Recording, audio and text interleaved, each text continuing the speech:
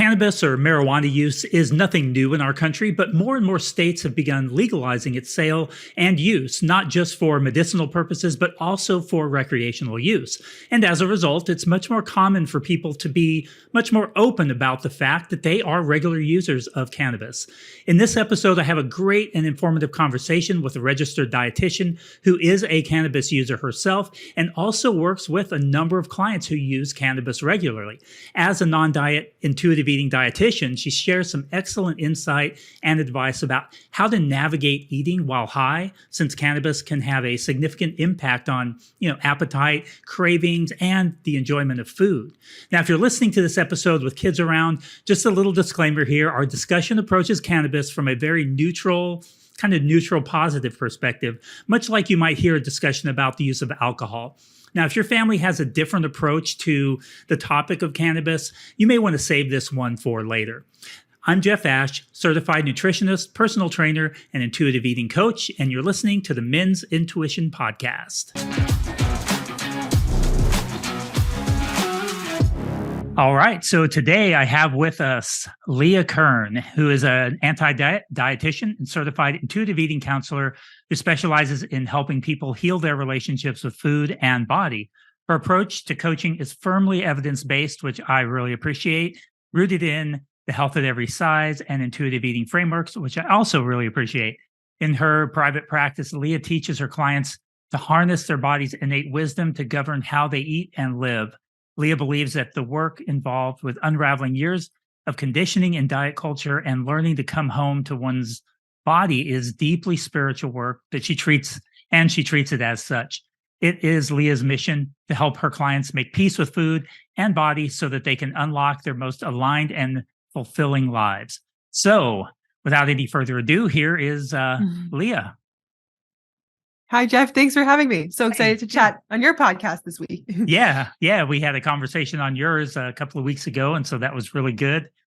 And so I'm really glad to have you on today to talk about this really cool topic. I think it's something that's just not talked about enough, not near enough.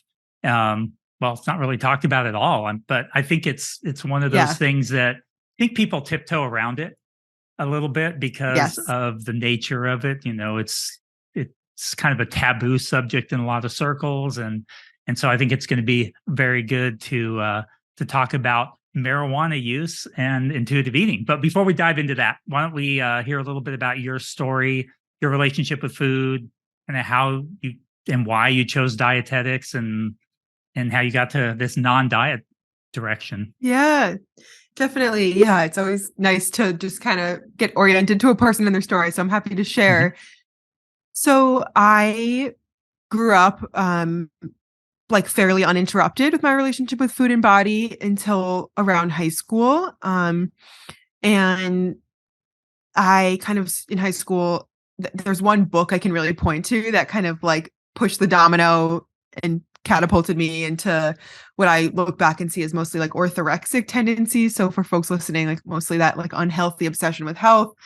It was a book by a doctor who the whole premise was pretty much just food is fuel, just eat to live, eat, you should only crave nutrient dense foods. And I was kind of living this double life for a little, where I felt like I wanted to put forward that identity where I'm the healthy one, I only crave tofu and raw veggies and that kind of thing. But what was happening is the longer that I was restricting myself, and at the time I don't think I would have said it was restricting, because I'm no, this is just a lifestyle, this is just being healthy, it's not a diet.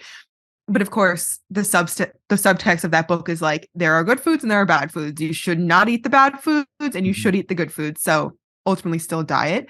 The longer I was participating in those restrictive behaviors and only allowing whole, unprocessed, all in major quotes, foods, the more deprivation was building up and the more tendencies and kind of thoughts around food I had and urges to binge and actual binges I was having. And so this was really confusing from an identity perspective, because to the public, I was the healthy one, but then behind closed doors, I was having these out of control experiences with food, which as a dietitian now, all these years later, I can look back and say it's because I wasn't eating enough. And my body was trying to protect me. And also rebellion, so many things.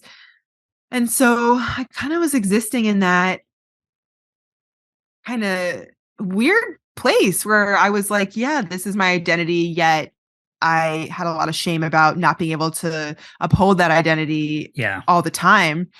I would say for maybe like 3 years. And so it was end of high school into college. And I decide as part of my identity, my outward facing identity being the healthy one, to study nutrition or dietetics. I went to college at the University of Vermont get a bachelor's in dietetics.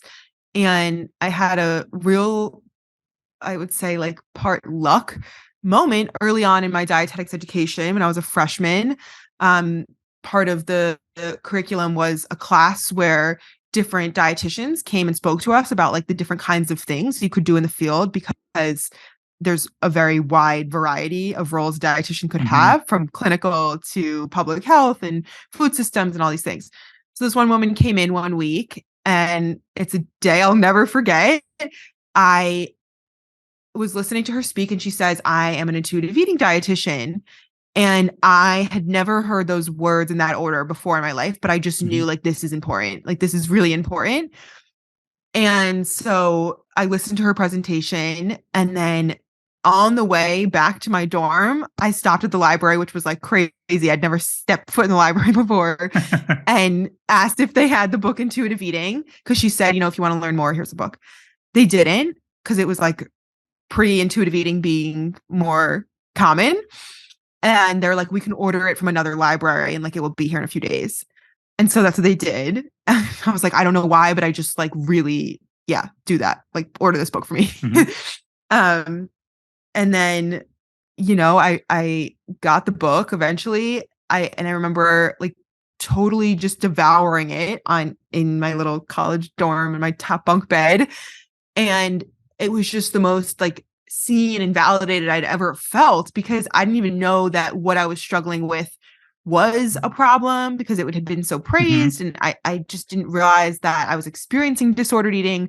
So it was just such a validating, like, light bulb experience all around. And from that point forward, I started, once you learn it, like, you kind of can't unlearn it or unhear it or unsee it.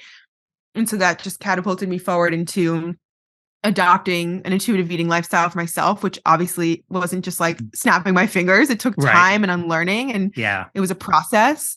And also, I think continuing on in my dietetics education was supportive, because the more I learned, the more I was like, it almost separated me from the very morally charged relationship I had with food in high school, because in college it was like, here is a carb, here is a carbohydrate, like a chain of hydrated carbons. And it was just like so broken down in a way where I was like, oh my God, like, this is literally just like a molecule. Like, it's not the demon, it's not going to kill me. Like, it was just like, oh, like, this is just what it is. And something about learning nutrition in like a classroom setting, which I think not everyone has this experience. Some people it's more triggering and harmful, and certainly there were things we learned that were, but overall it was just like, oh, like, it just kind of made it so objective, which helped me kind of take away some of the stigma and shame, and ultimately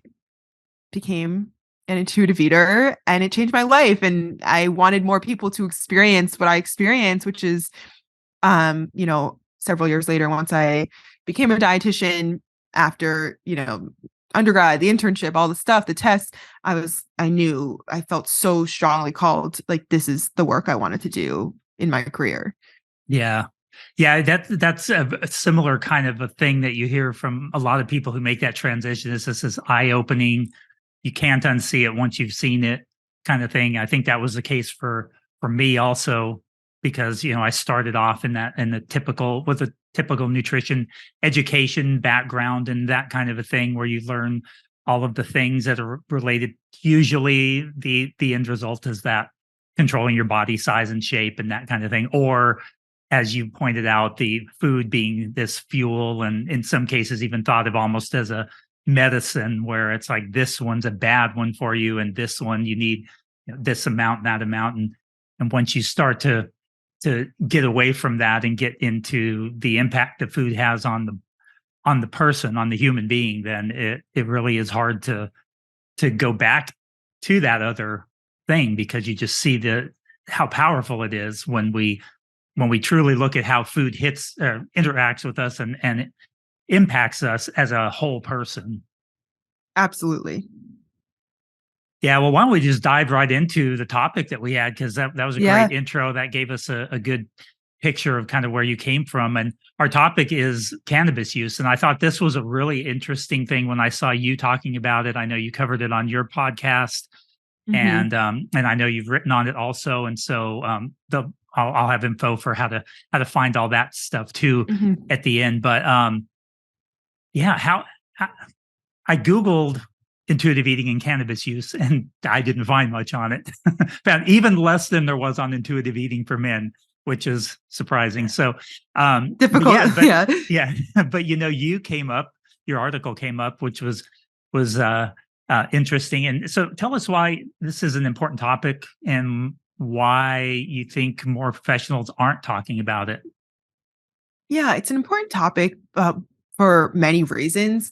One, like, going back to my own story, in my own lived experience, my relationship with food was stable for a while, and kind of one of the lingering pieces for me is cannabis is and was and is a part of my lifestyle. And I found, like, I got to this point where I was like, okay, I feel in tune. I was having almost no binges ever, but when I would use cannabis, it would be, disruptive, and it'd be like my old ways. Um, and so that was my experience. And then fast forward all these years later, having worked with several clients at this point, a lot of them share a similar experience. And it's important because cannabis can be a part of someone's life for so many reasons. It could be as a tool for body pain or chronic illness, or it could be helpful for certain mental health. Some people, it is incredibly impactful for their anxiety or depression. Not to say like it's a fix all, because it's Right. not, and like therapy and other things are important too, but it's a tool. It can be a tool in a toolbox. And aside from that, it can just be something that's a part of someone's lifestyle and important for them recreationally, and that's valid too. But what happens is, when someone is having negative side effects of like the munchies or binge Mm-hmm. eating when high, it can be really disruptive to their quality of life, because then they are like left being like, wait, so if I want this in my life, does that mean I'm just always going to feel this way? And is there a way to bring over my intuitive eating skills while under the influence of cannabis? If they're not seeing any information on it or hearing any professionals talk Mm-hmm. about it, they might just think this just isn't possible. Like, I have to choose. Yeah. Well, you pointed out that it's there is a medicinal use for it for a lot of people. It's not it's not a one size fits all. Some people find it's very helpful for their anxiety and pain, and others not so much, so they go a different route. But for those who find it helpful, it's a very important part of their life, and um, and for many people that's the case from what I understand, because I'm not an expert on this. Mine goes back to the people I used to climb with back in high school. They all smoked, and that was just kind of the way it was back then. Um, Mhm. but yeah, the fact that it would be like telling someone to stop taking their medication, if in some contexts, but in other contexts, it is, as you pointed out, recreational. It's part of their life. It's part of how it might be one of the coping mechanisms that they have in their toolbox. Like somebody else might enjoy a beer at the end of the day, a glass of wine, um, watching Netflix to unwind. Yeah. And that's one of the other tools that other people Yeah. use, is that, and so you don't want to yank that out from under them. And I Exactly. think that's where that stigma could come in really easily too. Is it, do any of them ever experience that from other health professionals, where they're like, well, just stop using weed? I mean, come on, I'm sure people do experience that. I mean, yeah, I have heard some stories of that. Beyond it just being framed as a tool, though, it's also can be a supportive, it can be supportive. So if we think about social determinants of health, it can be a way that people foster like connections, like sitting around, and just as you would sit around or drink a beer or even sit around listening to music or whatever, like it can be a really strong way depending on the community that you're in and like the lifestyle that you like have. For some people, it can be really part of their like form of connecting. Or we think of like stress, like stress levels for some people can help with their stress. So it can just be a part of people's lives in so many different ways. But I think it's important for me to say it's not always like, even if it's not a tool or anything and it's just straight up fun, like that's okay too. Yeah. No, that's a good point. That really is a good point to point that out, because, and I think that's where a lot of people misunderstand some of the use of cannabis in particular. And so I'm glad that you're bringing that perspective, and it's becoming more and more legal around the country, and so it's probably going to be even more and more prevalent, and hopefully more talked about too, because we can't, just because we don't like something, if somebody is very opposed to it, closing our eyes and covering our ears isn't going to be really a helpful way to address that. We need to look at it if this is the reality of it. Right. And like I to your question of like why is it so shameful and like stigmatizing, I think people don't talk about it, which is like shame thrives in the dark, right? Like, oh, like I used cannabis last night and had a major binge. Like maybe some people are having that kind of dialogue with each other. But I think mostly people aren't talking about it. And there is something that feels kind of like private about disclosing that, you use cannabis in the first place, though I do feel that's changing. On top of that, disclosing that you're struggling with out of control eating is an added layer. So I think why it's like not being spoken about as much is, one, from like the person struggling with this, from their perspective, it's awkward in many ways. And then from the providers, I think providers maybe feel like worried about like, is this okay to talk about? It's like not legal everywhere. We don't get education on it. How do I know what to say? Am I saying the wrong thing? And it can just cause kind of like avoiding altogether because that's scary. Yeah. Well, for someone like me who, I don't use it. I try and understand it and as best as I can. But for those of us practitioners, is there anything you can recommend if we do have someone who is using that? Because I think it almost sounds like, from what you're describing there, that people have like a double layer of shame if they're already dealing with disordered eating and cannabis, depending on where they are. I mean, some contexts, in certain circles, there really isn't any shame around it. But I think in general, a lot of people are still very uncomfortable outside maybe their social circle and saying, "Oh yeah, I smoke weed," and that kind of thing. Totally. Yeah. So in terms of tips for providers, there's a few like kind of simple logistical things. One, if you have an intake form, a simple, do you use cannabis? If so, how much? Like just to get a sense of, allowing them to disclose that without like verbally disclosing it could be helpful and could just give you background. So if the client is continuously struggling with binges, you can just gather more information and you can say like, is this happening at the end of the night when you're having your weed gummy or smoking weed or whatever, and you can support them better and put those pieces together. I think that's the first thing. And aside from that, talking about it, even if it feels uncomfortable, helping the client know, struggling with feeling out of control around food when high is really normal. It's really, really normal, especially for someone who is struggling with their relationship with food in general. I mean, I think people struggle feeling out of control around food when high who don't struggle when sober. There's like kind of two camps of people I see. Like I see one camp of people who is doing intuitive eating work and they kind of heal their relationship with food when sober, but when high, the disorder kind of lingers. Yeah. That's one group.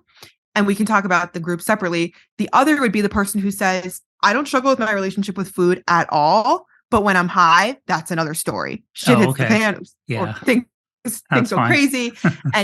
and so with those people, I would say, you might be struggling with your relationship with food when sober, and it might be that the cannabis is kind of bringing it to the surface, some lingering disorder that might be there already that it's become so normalized by our culture that you don't even realize.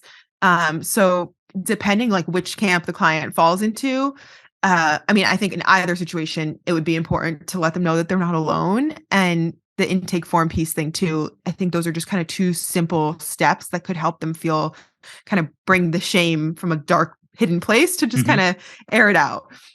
Yeah, sometimes just normalizing it like that. I like that idea of adding it to the form. I think I'm going to do that. I don't know if I've worked with anybody who uses it because nobody's disclosed it to me. But it could Right. be that they didn't want to disclose that. And I think putting it on the form could certainly because it's very much a matter of fact. It's very different than the question that you get in the ER all the time, which is, do you use any recreational drugs? And so they put it in that sense where they almost put it in that it's almost like a stigmatizing question in the way it's worded. But if you just ask it within the context of binge eating and specifically that, because we know that that's probably the one that's going to impact your appetite and that kind of thing Exactly. to a significant Yeah. degree, Just that could help that. right. I like that idea. Objectively gathering information. Yeah. Mhm. Just simple box for them to check or to comment on it. Yeah. Yeah, because it seems like it's really should be treated like any other medication that you're using that impacts appetite, ADHD medication, any of those things, and figuring out how to navigate these things within the context of how it impacts you. Yeah. It's important information to have. Definitely. Mhm. Well, with for those with binge eating issues or like frequent overeating that is with maybe loss of control or without loss of control, Mhm. whether it's binge eating disorder, Right. bulimia, subclinical binge eating struggles, all those kinds of things. Does it seem to contribute to or exacerbate those issues? Um, it seems like getting the munchies certainly wouldn't help. But what's your experience in that area? Yeah, I think if a person uses cannabis and also struggles with binge eating, more often than not, in my experience, it's going to heighten the binge eating. Hmm. And there are several reasons for this. One is that cannabis is often almost subconsciously used as like a permission slip for eating your favorite foods Okay. when high. So people might feel like, I'm high. I have the munchies. I Hmm. have to capitalize on the munchies and experience my heightened senses.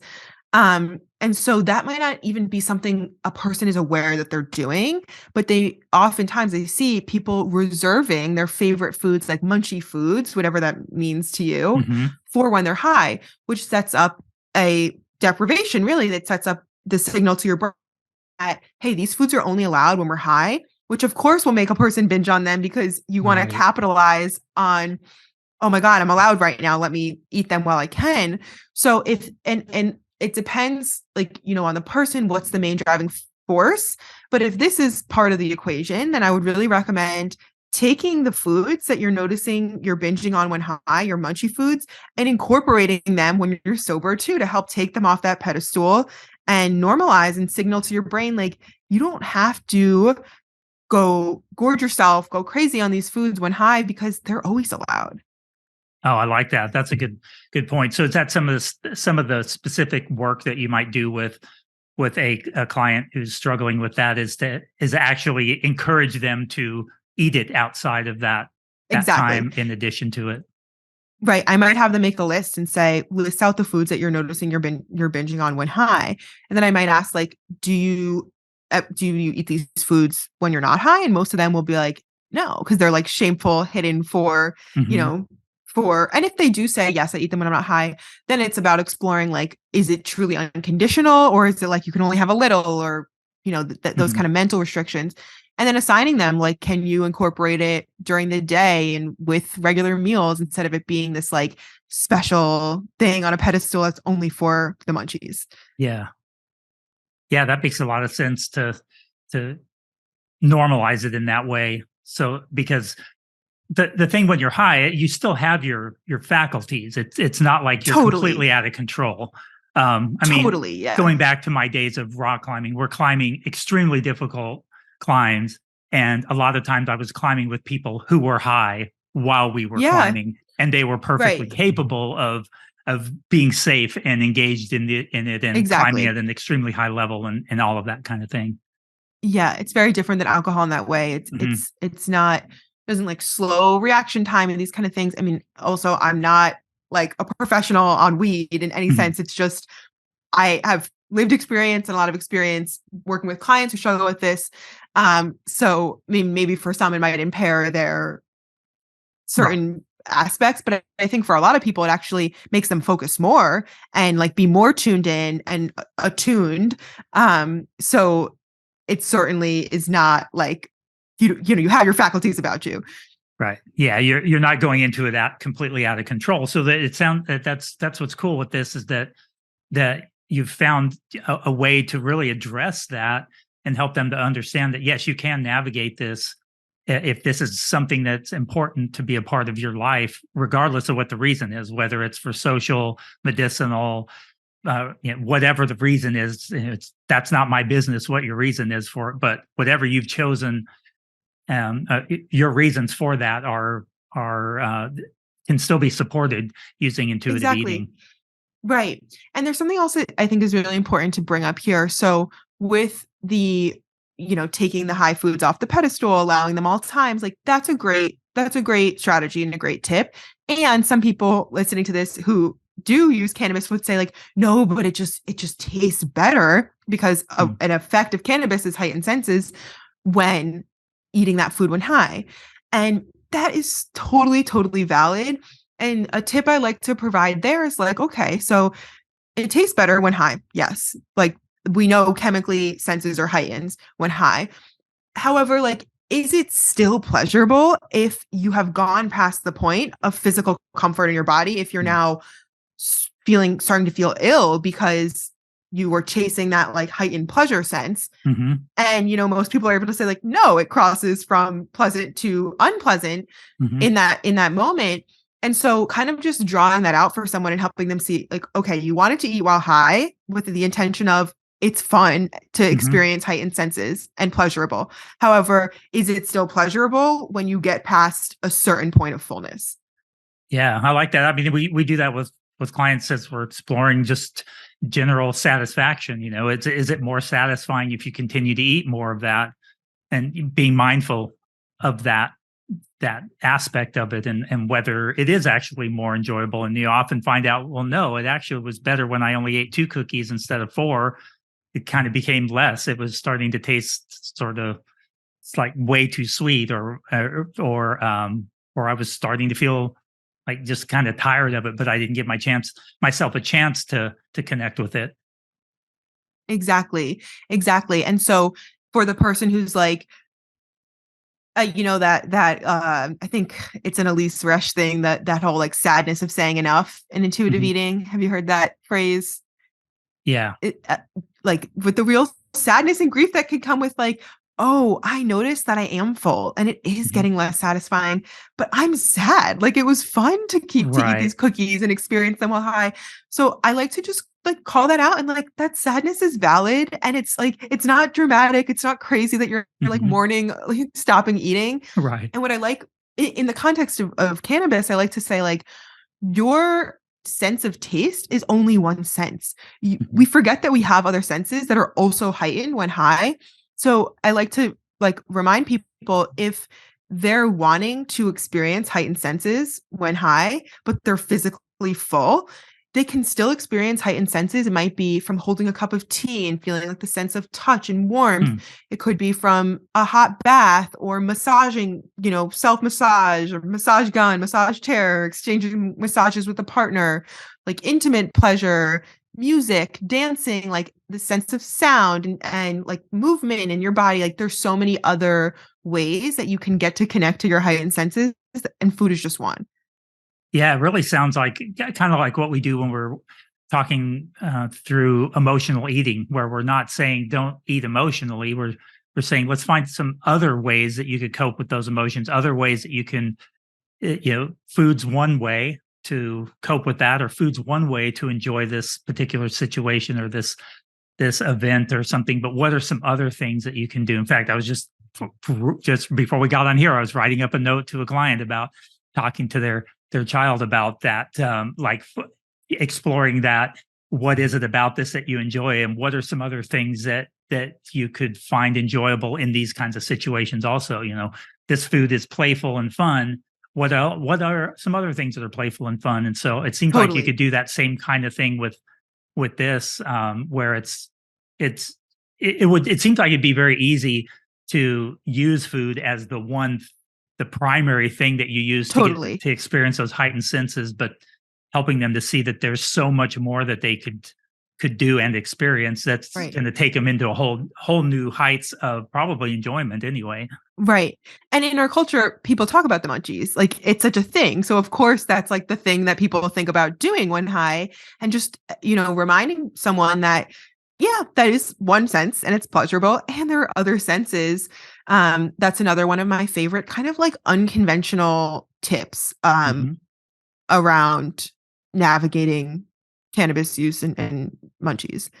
Yeah, I really like that. And I like the fact that you point out that the munchie thing is something that is it's like the ultimate stereotype with Yeah, it is. with weed, and probably to the point where some people go into it assuming that they're going to have the munchies and that they're going to eat out of Yes. control. So instead Yes. of actually finding out, do I really even have the munchies when I'm high, or is it only when I'm at a certain level of of use, or in certain contexts, or are other times maybe I have a little bit of feel like nibbling a little bit but not excessively, but they go into it already thinking.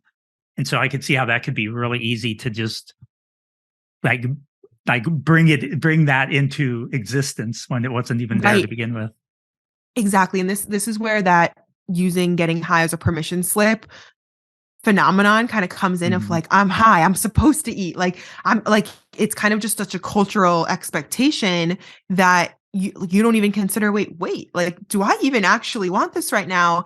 And another thing that happens is, like you're saying, some people are expecting to eat when high. So sometimes we see someone who is either consciously or unconsciously saving up Mhm. calories to eat when high, kind of like a person might do in diet culture when you're going out to dinner, of like, oh, I'm going to be bad, so let me save up for this, more indulgent meal. Mhm. So what happens is sometimes someone will say like, oh, this is going to be good to eat while high. Like, let me like get really hungry before I get high. Well, now the pendulum is being pulled in the direction of hunger. Once you get high, like inevitably it's going to swing back in the direction of, probably eating past comfortable fullness, because you entered in a more extreme primal hunger state. Yeah, that makes a lot of sense. Yeah, definitely does. Well, when you're working with somebody on their relationship with food, and maybe you have somebody do you ever run into people who feel like they're using too much cannabis, whether it's financial reasons or just it's kind of interfering in their life? And I was wondering if as they work on intuitive eating and really connecting with what their body's needs are, if that ever impacts and helps them to get that more to a level that they're more comfortable with, that suits their lifestyle. Some people, they're not Totally. alcoholics, but they totally drink too much, and it's just Right. it's starting to negatively impact them. And do you see that kind of Absolutely. thing? Absolutely. I love that question. And when doing intuitive eating work, as you know, as you experience and seen and all, it's like you cannot just unlock the like intuition portal and have it just be for Right. food. It's going to start being for other things. Everything from, oh, how do I feel in this job or this relationship, to how do I feel about my relationship with cannabis? Like, Mhm. is this an amount that serves me? Or have I just been doing this automatically for so long that I've never even checked in and thought, does this actually feel good for me? Or am I just doing it because it's what all my friends did, or it's what like everyone in college did, or whatever? So absolutely, especially, yeah. I mean, I was going to say, especially like the younger clients I work with who are just out of college, but I don't even think that's true. I think it doesn't matter who you are, how old you are. I think doing intuitive eating work causes you to start checking in on how other things in your life feel, and cannabis use is certainly one of those things. Also alcohol use. Mhm. I've had clients like really reflect on that. Yeah, certainly, to answer your question. Yeah. So have you seen it actually decrease their use of it? Yeah, Like, absolutely. Or just people realizing like, like I actually was always just doing this from a place of like people pleasing or like trying to Hmm. make other people comfortable, just going along. But I think through intuitive eating work, people gain a sense of confidence and like, I know what I want, I know what I value. And that helps them be able to like say no to things that don't actually feel good for them instead of just saying yes to please. So certainly I've seen people, I mean, it's hard to say like has it been less because we don't talk Yeah, so much right. about it, but I have seen people more authentically honor what they are wanting to do in the moment, which sometimes means Hmm. not using cannabis as opposed to just going along with it because of like habit or social pressure or any other reasons. Yeah, I think that's something I've certainly recognized with had clients recognize with other areas of their life too, is that they just start to be more mindful of all kinds of different things, all kinds of different activities that they're involved in, or areas of their life, or alcohol use, or how they engage in other activities and that kind of a thing. And it's really cool to see that, because it's not like you're going into this trying to get them to smoke less weed, but if they're Of course smoking not. more than what's suiting their body, well, then they probably should try and not necessarily try to use less, but get their life more well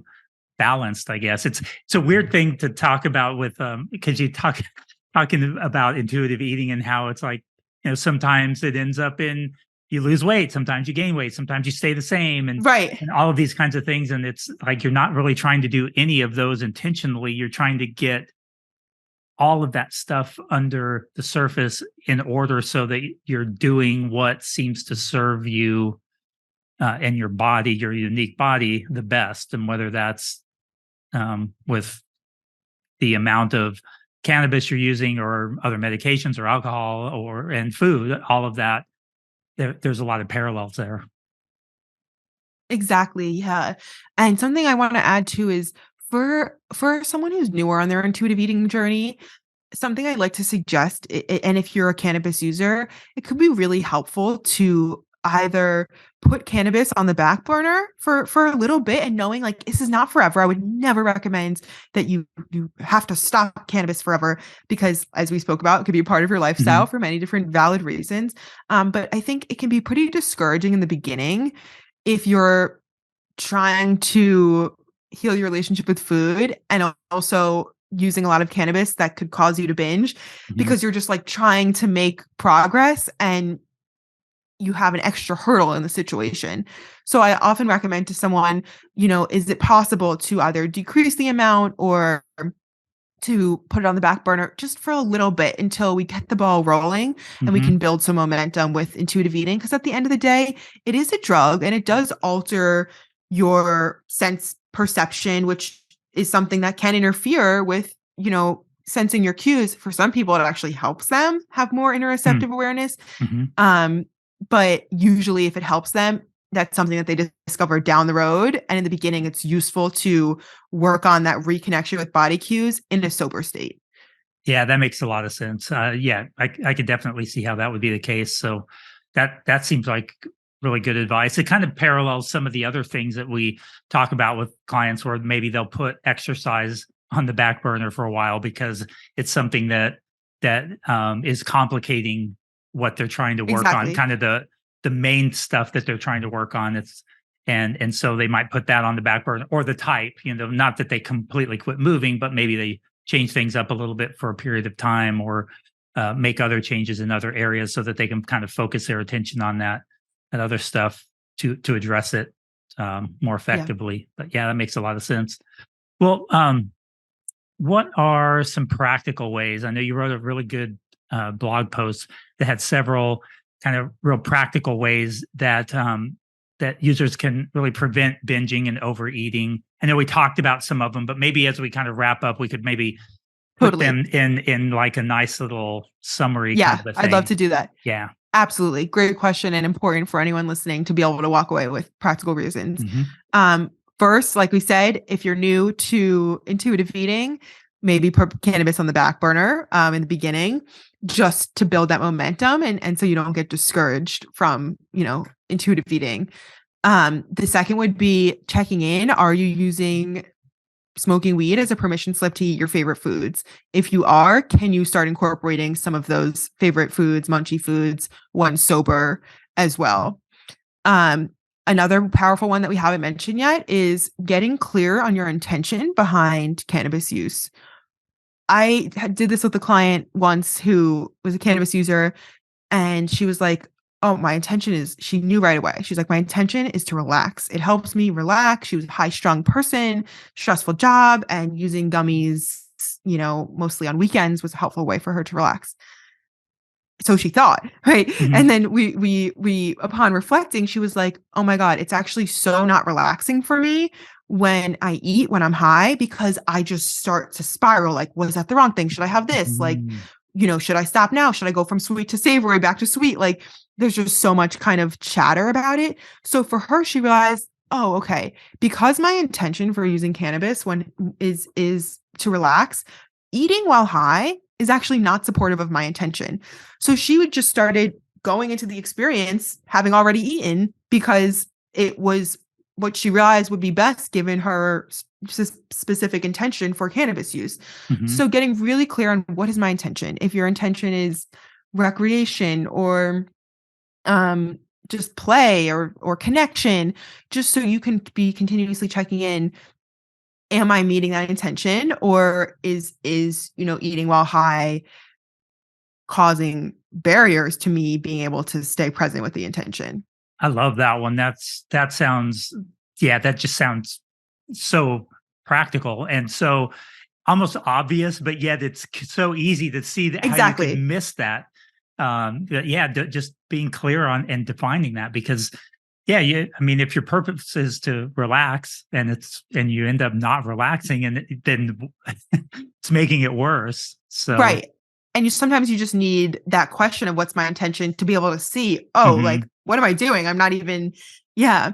And then another tip would be enter into the experience of using cannabis nourished. Like, we don't want you to be primal hunger. Like, we want you, especially in the beginning, right? A lot of this is kind of while you have your intuitive eating training wheels on and while you're practicing, enter into the experience fed. mhm, And so that maybe if you want to eat while high, it's more of a snack and not a meal. Those are no rules. If you want to eat right. meals while high, that is fine.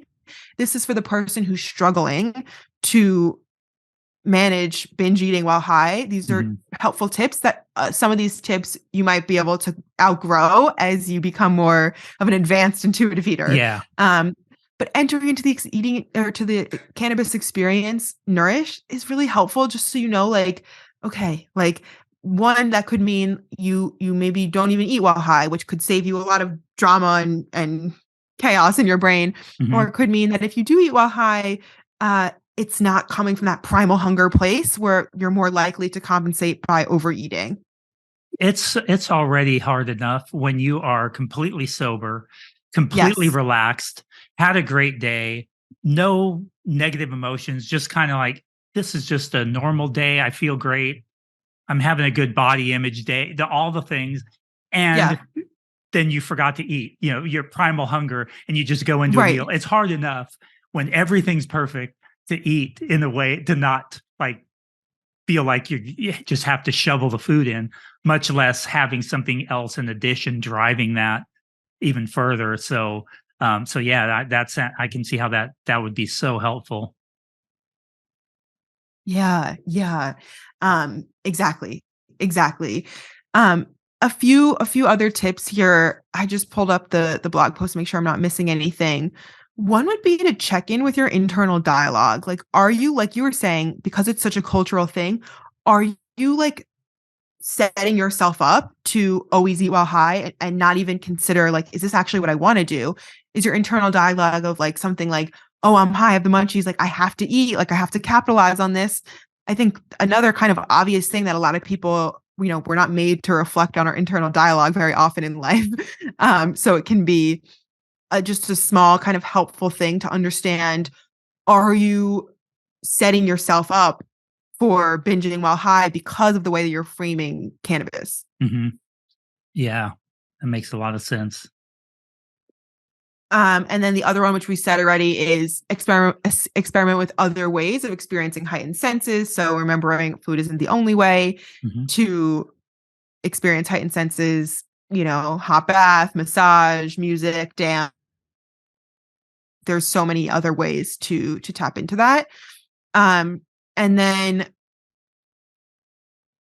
the other thing here would be like you were saying, make a note to ask yourself if the food even still tastes good.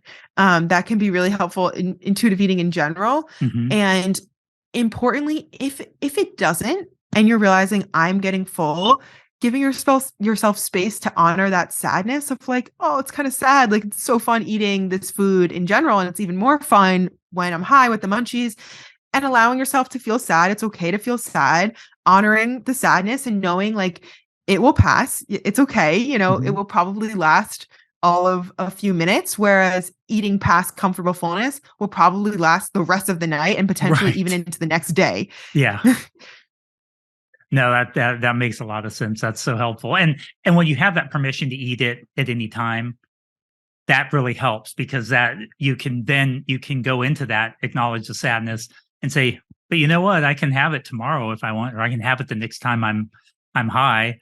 And Right. you can, because you've given yourself that permission, that freedom. It's something to look forward to the next time, and that kind of thing. And so I think, boy, those are really some great tips that just seem so practical. I mean, I've never used it myself, but everything that you described there just aligns so well with my understanding of the impact that it has on people, and my experience in hanging out with people who were using it, and kind of what they were dealing with that. Yeah. There's one more thing to add here that's important. Again, another one of these things that's like an intuitive eating piece of wisdom in general, but in the context of cannabis, important to call out. So one of the official definitions of intuitive eating, and one of the definitions I love to use, is that intuitive eating is a dynamic interplay of instinct, emotion, and logic or rational thought. This is really important to keep in mind when using cannabis. So specifically the rational thought piece of say you're in the moment, you're eating, and your instincts are like, oh, keep going, this is so good, and the munchies and everything. Coming in with your rational thought, or the logical part of your brain, and saying, okay, if I was talking to myself, I'd be like, okay, Leah, I know it's so good and it's so valid. Like it makes sense that it's good. And like logically, we have to know right now you are under the influence of a substance, which, because it doesn't like totally alter your mental state, you do have the capacity to have this inner dialogue. Because it does alter your mental state, we have to remember that it might be a little harder to sense fullness or to stop when full. Let's just keep that in mind here as we're going through this experience. So you can kind of like honor that, there is something interfering with your intuition. Like realistically, it could be harder to sense fullness. And I think that kind of talk track for inner dialogue can be a helpful way of just kind of gently reminding yourself, we got a substance at play here. It's going to be a little different than, how we relate to our cues when sober. Yeah. Well, and that's probably helpful too. If you do overeat while you're high, it can also be a good reminder that there's nothing to be ashamed of in the fact that I ate past fullness, and that I didn't recognize that, because it's a learning experience, but at the same time, it's one of those things where I think that might be a helpful way to frame it too. Exactly. Yeah. That self-compassion of like, and if you do, it's so normal. And, the next time you get high and eat is another chance to use these tools. Exactly. And healing doesn't happen of like one day you never binge while high. Right. It's more like the magnitude and the frequency of the binges while high will slowly decrease over time. Yeah. I think that you see that with things like anxiety, depression, all kinds of different, eating behaviors, all of these things, they just gradually change. And then one day you just sort of realize, oh, wow, I'm kind of, I feel good about the way I'm eating. I don't feel like my food's controlling me anymore. You can't really define when it went from point A to point B. It's just sort of this spectrum where you just sort of realize that things have changed over time. Exactly. Yeah. Well, cool. Well, that was really interesting conversation. I'm so glad that we we had that conversation. Thank you so much for Yeah, coming on and talking with us. And I do want people to know where they can connect with you and find out sure. more about you, and especially if they are using cannabis and they're having some of these struggles. I mean, you seem like an ideal person to be able to really help them through that, since not only are you willing to talk about it, but you have lived experience with that as well. Absolutely. Absolutely. Yeah. So first of all, on Instagram, just Leah Kern, my name, .rd. My website, leahkernrd.com, has everything, ways to work with me. And also the blog is on my website, which is where you can find a great post on a lot of the tips we spoke about in even more depth for Mhm. you to reference on preventing binging when smoking or using edibles. And then there's also an episode on my podcast, which Jeff's episode is airing next week. But there's an episode that's one of our most downloaded episodes, which also shows you that so many people struggle with this, called Cannabis and Intuitive Eating, Navigating Binging While High or something. You'll find it. If you just Google cannabis and intuitive eating, it's like the first result. That goes into extreme depth on my story with cannabis and intuitive eating. First, it breaks down why binging happens while high, and then it goes into all the tips that we kind of, spoke about today, but again, Mhm. in much more detail. Oh, great. Yeah. Yeah. Definitely go check that out. If this is an area that really interests you, and especially if you're struggling in this area. I mean, honestly, this would be an area, I listened to your podcast, even though it wasn't an area Yeah, that I struggle with, or that I had clients immediately struggling with, but it's just such an interesting topic to talk about and to understand. And I think it just really speaks a lot about the way the human mind and emotions work, totally. and it also is really helpful to understand how different factors can influence different aspects of this, and how important it is to take all those different factors in mind when we're trying to work through a particular situation that we may be struggling with, whether there's a medicine or cannabis or alcohol or mental health things involved or not. Understanding that each one of those things has a powerful impact on how we navigate this area. Our relationship with food and our body image and stuff is super important. So, thank you so much for sharing Absolutely. your really great insight, and look forward to bringing you all another episode here soon. Remember that it's much more important to think about how we eat than it is to focus on the specifics of what we eat. I love that. Thanks for having me, Jeff.